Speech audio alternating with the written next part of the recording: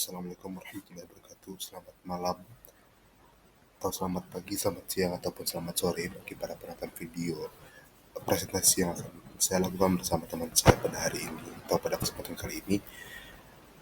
Saya akan membawakan atau menjelaskan materi yang sudah dipersiapkan sebelumnya dan diberikan oleh dosen pengampu Bu Heni, yaitu tentang proyek bisnis dalam mata kuliah keuangan kewirausahaan. Selanjutnya di sini ada perkenalan dari masing-masing individu yang ada pada tim kami, yaitu ada Muhammad Rafiq Ramadan, yaitu partner saya, dan saya sendiri yaitu Raffi Ramadan Lutfi.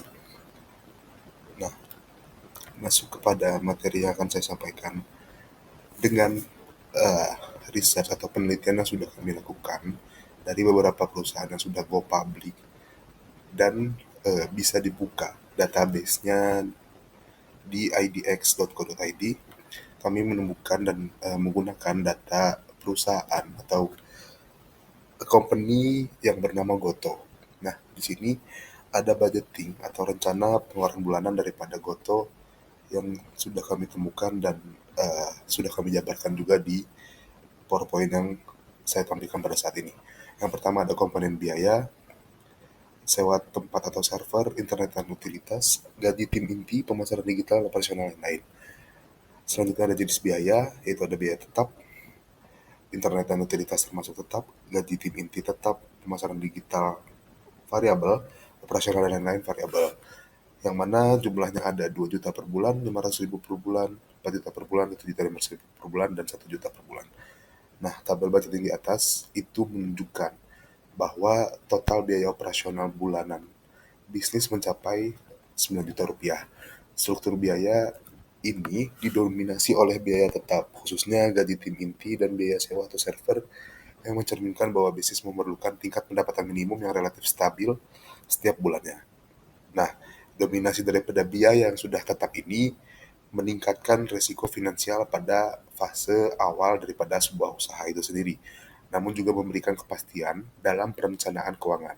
Sementara itu, biaya variabel seperti yang disebutkan tadi, ada pemasaran digital dan juga operasional, ada gaji tim inti dan lain sebagainya, itu nantinya akan memberikan fleksibilitas bagi manajemen untuk menyesuaikan pengeluaran sesuai dengan kondisi pasar dan strategi pertumbuhan bisnis.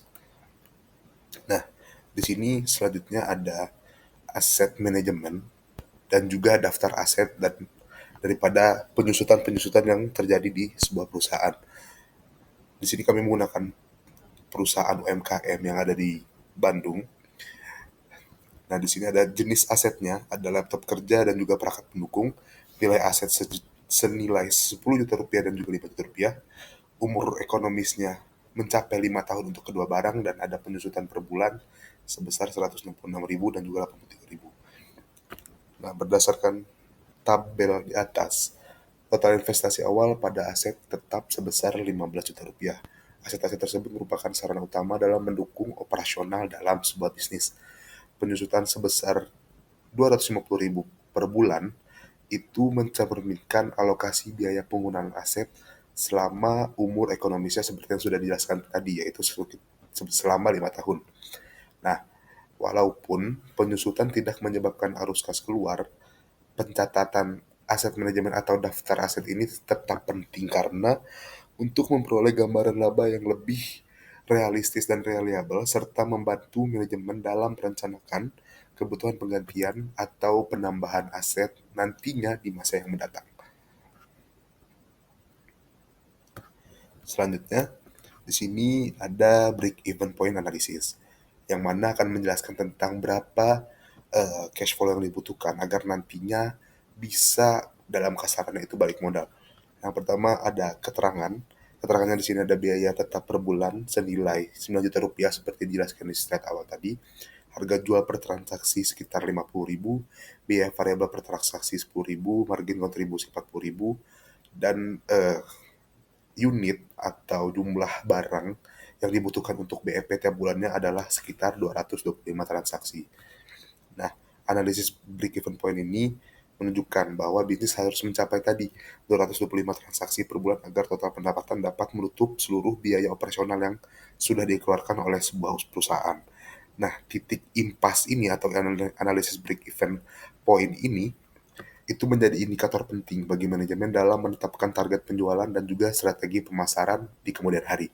Semakin rendah nilai daripada break even point ini, nantinya akan semakin cepat pula bisnis dapat mencapai kondisi tidak merugi. Oleh karena itu, upaya peningkatan margin kontribusi dan efisiensi biaya sangat berperan dalam mempercepat pencapaian titik impas atau break even point yang tadi sudah dijelaskan, membutuhkan 225 transaksi untuk mencapainya. Nah, selanjutnya akan dijelaskan oleh teman saya, yaitu Muhammad Rafiq Ramadan. Oke, masuk ke slide selanjutnya di bagian cash flow.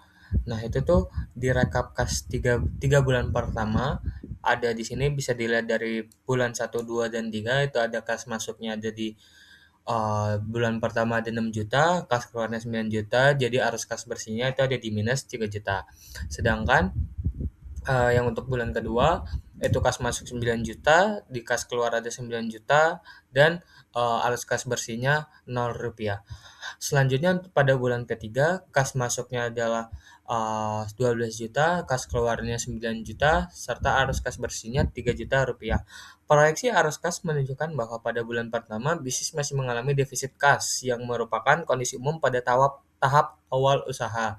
Pada bulan kedua harus berada pada posisi seimbang, sementara pada bulan ketiga bisnis mulai menghasilkan arus kas yang positif dan baik. Pola ini mengindikasikan bahwa bisnis secara bertahap menuju stabilitas keuangan dan memiliki kemampuan untuk membiayai operasional tanpa ketergantungan penuh pada pendanaan eksternal.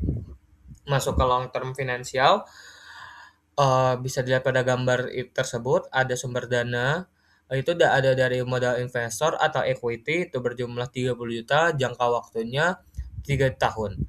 Serta pinjaman dari bank itu ada di sekitar 20 juta rupiah dengan jangka waktu 5 juta. Pendanaan jangka panjang digunakan untuk mendukung pengembangan dan ekspansi bisnis dengan tenor yang lebih panjang. Sumber pendanaan ini memberikan ruang bagi bisnis untuk bertumbuh tanpa tekanan pembayaran jangka pendek. Menggunakan dana jangka panjang yang tepat dapat meningkatkan kapasitas usaha serta memperkuat posisi keuangan bisnis secara berkelanjutan. Oke, masuk langsung ke capital structure. Di bawah ada gambar seperti jenis modal, yaitu ada equity sama debt. Itu kita di equity-nya ada di sekitar 30 juta dengan persentase 60%, serta ada debt-nya di 40% dengan nilai 20 juta. Struktur modal bisnis terdiri dari 60% modal sendiri dan 40% utang. Komposisi ini mencerminkan keseimbangan antara stabilitas keuangan dan pemanfaat leverage. Dominasi modal sendiri menurunkan risiko finansial, sementara penggunaan utang memberikan tambahan sumber dana untuk meningkatkan skala usaha. Struktur modal yang seimbang ini mendukung keberlanjutan fleksibilitas bisnis dalam jangka panjang. Oke, mungkin itu saja yang dapat kami berdua jelaskan dan sampaikan. Kurang lebihnya mohon maaf. Wabillahi taufiq wal hidayah. Wassalamualaikum warahmatullahi wabarakatuh.